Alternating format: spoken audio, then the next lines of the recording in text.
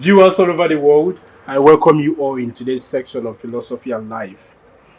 We have with us here an ordinary evangelist. Sir, you're highly welcome. Well done. Please introduce yourself.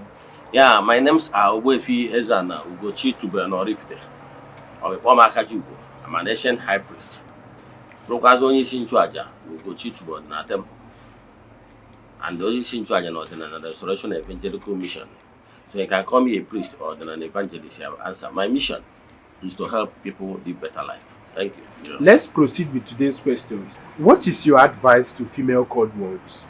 Yeah, my advice to female code words is one: if you are called, depends on your calling.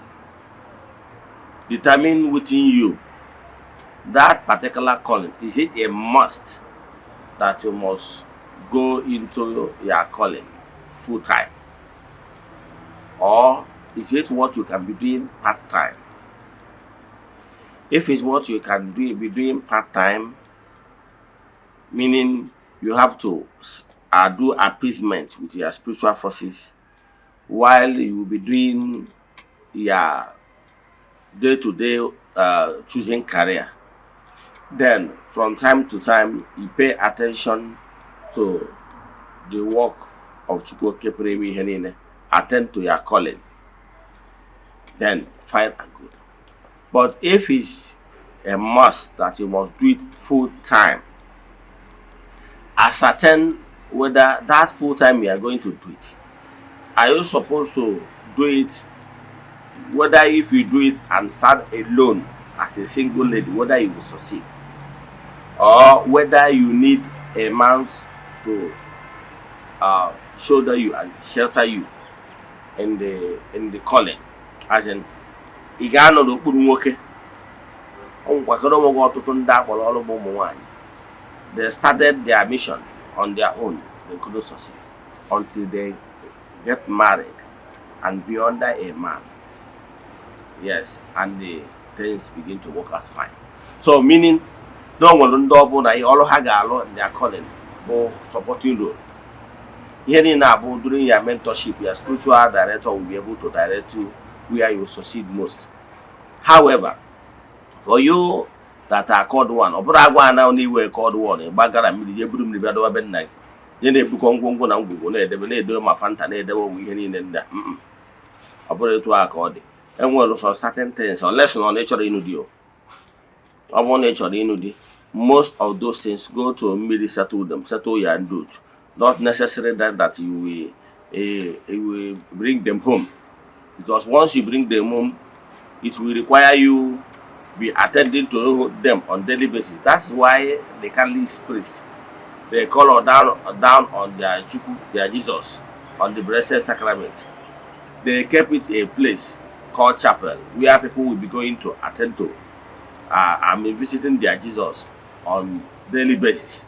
So if you are not fully ready to start your work full time, please don't bring those things home. Settle them. And what can say me? Thank you. Let me stop here. What is your advice to male code words? Yeah, go up working a man as a man. They call you mission to as a called one. It's the same advice, similar advice I gave to young maidens. Ascertain first, this work you are being called. Are you supposed to do it full time? Or are you supposed to be doing it part-time basis? Remember other called ones. We have other called ones that are the same, performing the same level. Yes. I remember those days when we are in school. You will see a professor, maybe a dean of study, maybe HOD or whatever. He's a reverend father, but he does not have parish. Yes, he does not have parish. He doesn't have this routine of day-to-day sick call, doing parish work.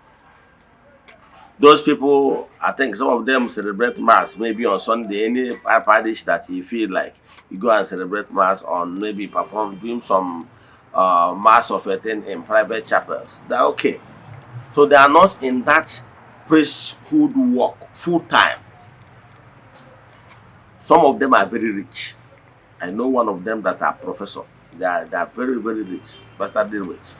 So what I'm saying in essence is this. The same way with their calling, because a called one is a called one, whether in Arono or in Arono. So find out the same way even in pastors. I know some pastors that have good businesses. They go to their whatever pastor on Sundays or Mondays. You see them in their shops. So the same thing with called one, even into Igbo spirituality. Find out, is it what you'll be doing your business from time to time? You go and settle them, and or you are called. Find out the exactly place you are called. Maybe you are called to support a ministry. Maybe you are called to be supporting evangelism. Maybe you are called to be supporting ministration. Then why you still be doing your work full time? So it's not na agboro ọlụ gidigba ị na-eje burata mmiri na-ebe nke a o nwere ụfọdụ ị ga-eje n'ụlọ ọrụ ha ihe ha bụ because it's too much. It doesn't work that way. And some of them at the end of the day, because ọ bụrụ isi niile na-ebu oge isi agị na-ebu ogide ajụjụ ya olu. There at the time you because ihe niile a nwere ike you are not getting something commensurating with your commitments. So at the end of the day, you'll be frustrated or maybe stagnant. So by so doing, you become confused. Yes. And that is why sometimes you see some people that are maybe at a stage, they become a quitter.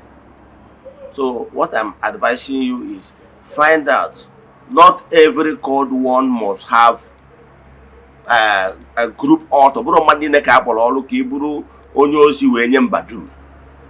And when that ball look a supporting force to ndị anọ na front line.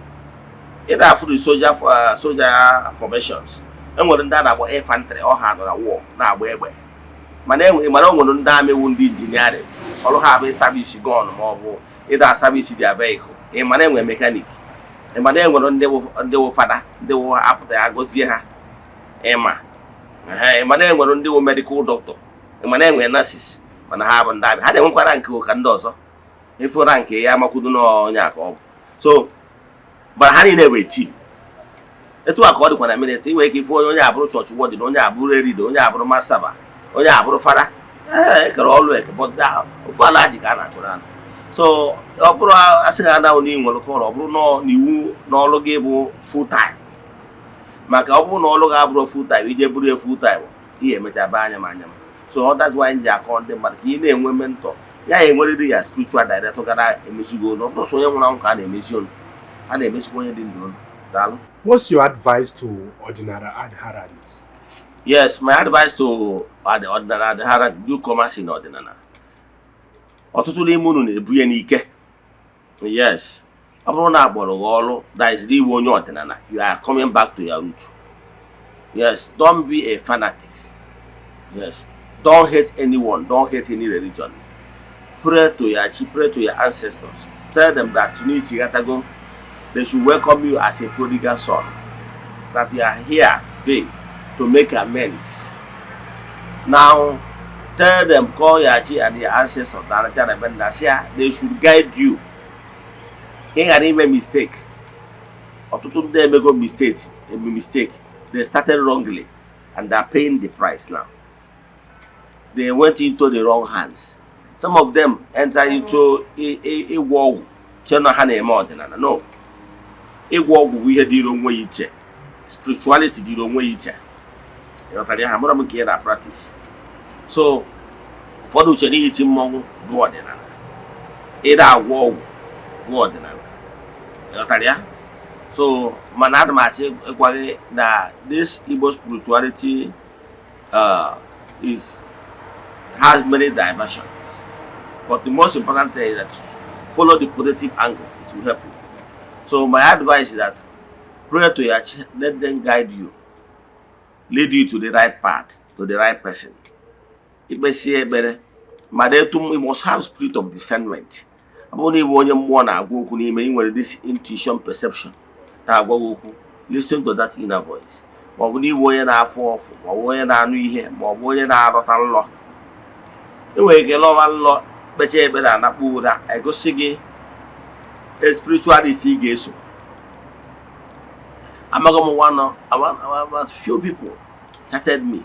onye nke ọzọ sị m na ana m arụbara ya ọrụ for years till now. Ọ sị m na before m arụbara ya ọrụ na ya na-eso many people, but nọ na nlọ ka ya lọrọ nlọ wee na-agwụ ya onye mere onwe introduce dịka nna ancestral ya wee na-abịakwudosi ya ya jikwuo ede etu a ka ọrụ ya ọrụ wee kpaa afa m, ịghọtara ya n'ọnya kpatara ya ji abịakwute m ka m na-arụ ya ọrụ to date. So however, ikpe ebere a ga-eli gị to onye a chọrọ ka ọ bụrụ n'ọnya ga na-aga ede gị.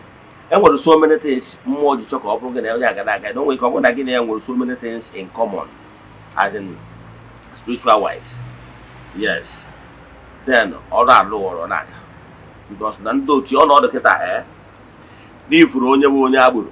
Okay, let me use a military or personnel. N'ifuru onye bụ a military personnel, then ọ bụrụ na gị nwa a military personnel, maybe nwee problem with military personnel, then that friend the guy we were a military personnel can easily go there and speak on your behalf. Ịghọtara ya?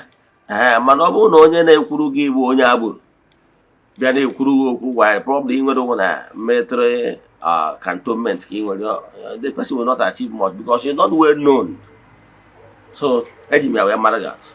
So ị bụrụ onye ọdịnala kaba arụ ka ị na-esonye na the right path ka ịghọta ihe bụ ọdịnala. Adịnya abụkwana na ihe iji bata ọdịnala wụ miracle as in n'iche na onye mere ha na ọdịnala ọ bụrụ Dangote. Hapụkwa ndị na-abịa na social media na-esho Benz, na-esho ụmụ ihe niile, na-esho all those things. Ndị a niile na-egosi ụmụ ihe niile abụ ka e wee duhie ụzọ. Then ọ bụrụ na ihe atara gị back to ọdịnala wụ material things na imebe ihe gbawa Benz, imebe ihe na-awụ ego, you are being deceived. Thank you. How can someone spend less in Igbo spirituality? Thank you. Ọnya ihe niile abatara iji akọwalụ ndị mmadụ ifolo the right path ọ ga-adịrị gị izi. Nke bụ eziokwu na ọtụtụ ndị mmadụ na-eso anyị na-eso mụnwa for years are spending less now. Once you finish your spiritual work, do some of the appeasement that is you are supposed to do. Some of those work is one-time work. Then after that, he can with just kind of maintenance. It's like you are somebody that connected yourself to one network or whatever. After the initial spending, he can maintenance because he may good with one then so he needs his own maintenance. Yes, but here they more to them mother. Now it walk from here, it walk from only the one and call also. We don't want to see on what test only and call on before. By then, if you don't want to spend the work. So, and the Hebrew is both Jordan and Mark Wadi and the man. 70% of your spiritual work can be done by you. Yes, and with many ways he gets you in there. All that I did, Igbo spirituality, ka nye another reform. But then I check what again, and with many ways to kill a rat. And what he can ask again, Sarakan Dimri. Sarakan Dimri, what he will not lean on all coordinate. What he just need is to bring those things, Mesaraka biscuit, Fanta, and all those things. As a brotherly love, we provide it and eat it and marry. Amen. As I can bring one idea. And when they go on as again, Jay Mezier here, Mobona, Nando to Naba, Macan, on you all full time. You know, you all full time. Money and I support to do them evangelism. And I will look. And what do so many where they wake I want to choke, he does yellow for them Madonna. If you are a place of worship, those students can make cleaning, they do the social in a dosion. I didn't do think. So, ihe dị na abụrụ na asị gị chụọ aja abụrụ so oge ọbụla ị na-egbusi efi na-egbu ihe niile na ọbụrụ so bụrụ sọ aja ihe mme bụ ihe eji atọ mmadụ na-agbụ. Ihe na-achịkọwa akwụkwọ many ways esi atọ ndị mmadụ na-agbụ. Na ị nwere ike na-esọpọtụrụ ihe a na-eme ọ sọpọtụ ọsara aka eneghị anya ka mmadụ ga-atụ na-agbago ụgwọ to feed the less privileged, na-agbago ụgwọ to feed the poor. Ma ọ bụ n'iso na ndị kwaturu ihe ọdịnala ji dị ebube na gboo. Ihe niile kịta bụ a contribute towards a build a place of worship or the ihe niile bụ not to feed the poor. Ada asị na na-achọ saraka ka e wee nyere ndị ụwa na-atụ n'ọnụ aka ọgwụgwọ 5,000 ka itiri n'ime as collectively emesara ka nwa ịkwụ ọnụ ụgwọ nke gị ji. So mere aja a chụrụ n'igwe nwere advantage karịa nke esi ka ije mee n'onwe gị. Example, ọ bụrụ na ị nọ na let's say ị nọ na club ma ị nọ na group, onwe somebody with your friend nna ya nwụrụ, ọnụ ndị club ndị na ya na club wee sịkwa ụnụ tụọ 5,000 wee goro ihe ma ọ tinye envelope denye as a group, ife ọnụ ọgba nara cheap. Mana ọ bụrụ na asị individually ngwa onye ọbụla ji eneta onye a na nna ya nwụrụ, ọga one carton beer apụgo adịghị wee spend go 12,000. So ana m achọ inye gị instances uru ọ bara wụ ide emekọ ihe n'igwe. Enwere huge advantage, and believe in me, ewetawala list of ndị bịara akwamozu na afa gị dị ya. Etu a ka ọ dị n'ọrụ mmụọ n'ụdị dị iche iche. So ana m achọ ịkọwa na ọ bụrụ na ifinishi ọdọ ihe afa kwuru n'ọrụ, ihe ndị ọzọ ị ga na-emezi iwu saraka na ụmụ nkirikiri fụ na so many other things. Adabịa na temple ka nwere temple marat na temple nwere ndị anyị kpọ consecrated group. Those consecrated group ndị rụsikọrọ ọrụ mmụọ ha na-arụ, ife ha na-emezi iwu from time to time. Ha nwere ike si oke mee saraka nke ma ọ sọpọtụ nke ma ọ sọpọtụ nke that okay. So I'm doing it even over 2 years now, and the things they are still moving from strength to strength. Thank you. Do you believe in reformation of Igbo spirituality?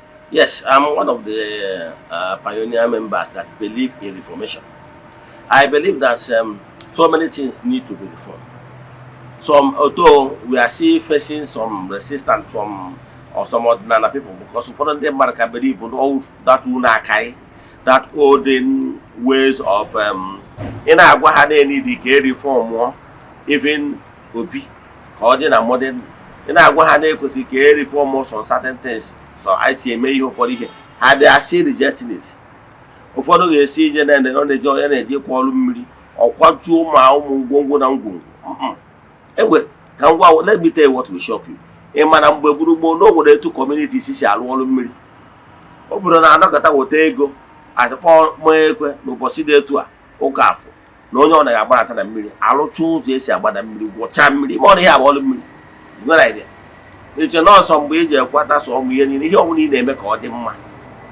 Ime ọrụ ụfọdụ n'ime ọrụ na-eje kwụsị eje lụọ ọrụ mmiri na-ebe ọtọ nọ iru ebe ahụ ka ịmapụ onwe gị maya onwe gị, iru ebe ahụ ịkwara ma plastik na ngwongwo na ngwongwo. Adị m eji ụmụ ihe ndị arụ ọrụ.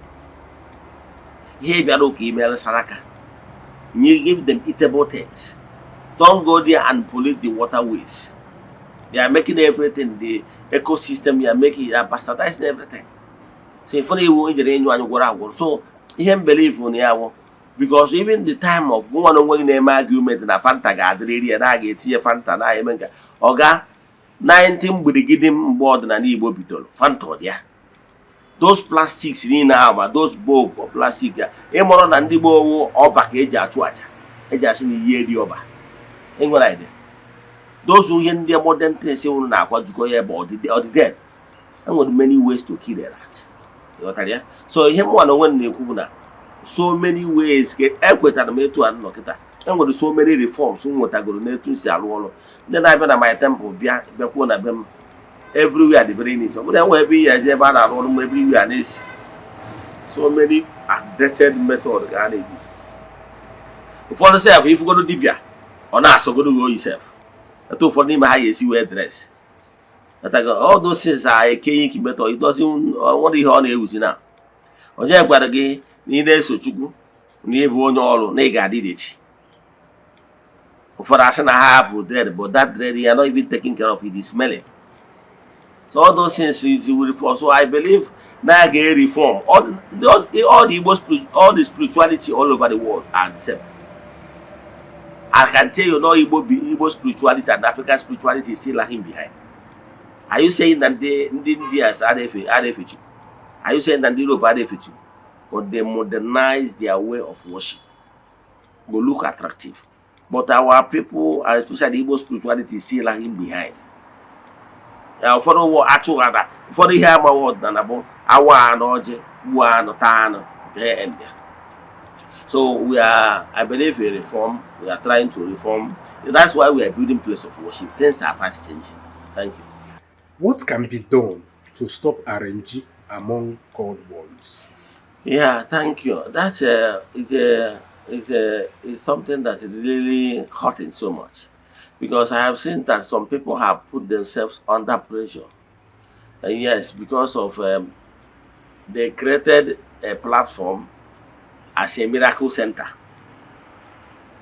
I can tell you that some of these crushes you are seeing, as in onye nwa mere crusade, na the ndị ngwọrọ gara ije na ndị isi fụrụ ụzọ na ihe niile awara ji. I can tell you. O nwere ebe ha na-eje na Delta steeti, ebe a na-eje renting those people na-agada ngwurugwu. Ị ma na o nwere onye ụkwụ dị ọfụma, ọ gụara ụda ngwurugwu ebe a ihe eche na tụrụ ihe eche na ezigbota ngwurugwu mana ọ fọmị. So ha na onye ndị aka a na-eje agha ejicha ebe dozie ebere tụọ madịbe n'elu madịbezie enu so na miracle eme. Enwere ndị bụ real sick people in the hospital. That's why they can't go there and perform, because they know na ndị a niile ebe arrange. Ụfọdụ na-eje nye false testimonies. Ị na-afụ ndị anyị na-afụ na ndị na-eyi apron. Ọ sị na ya pụtara onye oji bịa mee ya kidnapper mee edo, ọ sịghị nke a ka ọ hand over AK-47. Gwazie m how many police station nwere record na onye yi apron bịa hand over AK-47 n'aka. So we are not here to deceive the gullible ones. I'm telling you. So some of them are fake. You know what I mean? Some of them are even some of the founders.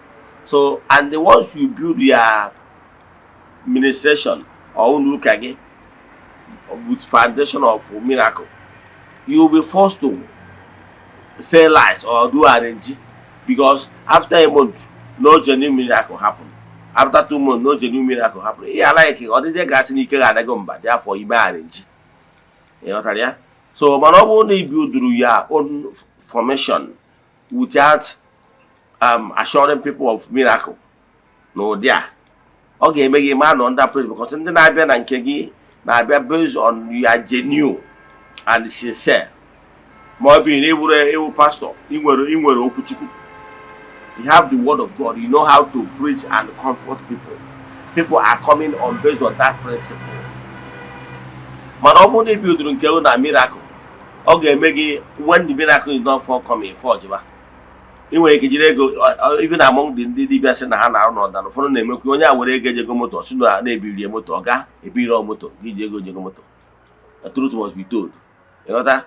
For the day, oh, I come to Facebook, I'm moving now. If one Fulani enough to know on your Fulani, Wafy, I won't know what I'm the Fulani and Ab Wafy, on your Fulani, on your wood if you come at side the beer. Or why arrange you over for the Effie on your other mail or my videos. You looking there, see if you didn't matter what if you can attend, if I will Oga, I arrange you them. Almost at that scene, now, you're on your Fulani 20,000 for each cow. Okay, if you're down. Then. Or so that some guy if they be them man I believe won't cable him. Those on in never arrange. Yoji marriage. Yoji marriage, okay, say na hey na no more me would carry but if never na neighbor but a good if name. Arrange and especially in that phone they show you on social media. So in order to crack on if I name I no give a mail fee here. So God will from cable. Na abịakwa ọnọdụ na onwe ndị na-eme arrange ọ nakọta etu ọsị na-ebutere moto number 1 moto number 2. Some of these things will arrange. Ọtara ya ọ dịrọ necessary. One just say ịda na-eme those things bụ na mgbe na ị megidere ya ọ dịzie ka dịtị na ị na-eji eme arrange a ihe anyị na-eme abịarọ you will be forced to ime arrange ka ọ ghara ịdịzi ka asị na ike ga-ada. So if you want to build a principle on normal explaining how things work. People that understand the reality will follow you. You don't need to put yourself under pressure to satisfy anybody. I will face that and go cheat, but I don't show you all on the social media. But I do work, and my business on one of the big things that are very busy. You know what I mean? So, but build your own brand. You know, I'm brand there. Like me, I'm a brand. That's one of the top DBM what others show you on social media. But that might be very busy. You know what I mean? So I put all issue you all on social media KJ one over there. You know what I mean? I put at all. So let me stop here. Thank you. Viewers all over the world, we have come to an end on today's edition of Philosophy and Life. If you have any question based on today's teaching, You can drop it on the comment section or DM Ogbo Eze-Ana with the WhatsApp number showing on your screen. For more inquiries and deep consultation, Alpha, you can as well DM him with that same number. Ogbo, it's nice having you here today. Yeah, thank you, Mr. Moderator. Thanks for your time. Before we go, any advice for our viewers? Viewers all over the world, as you keep following us, keep living an upright life. You have an so avoid it. Avoid abomination. Keep following us. Keep sharing our message. As you are doing this, may you remain blessed now and forevermore.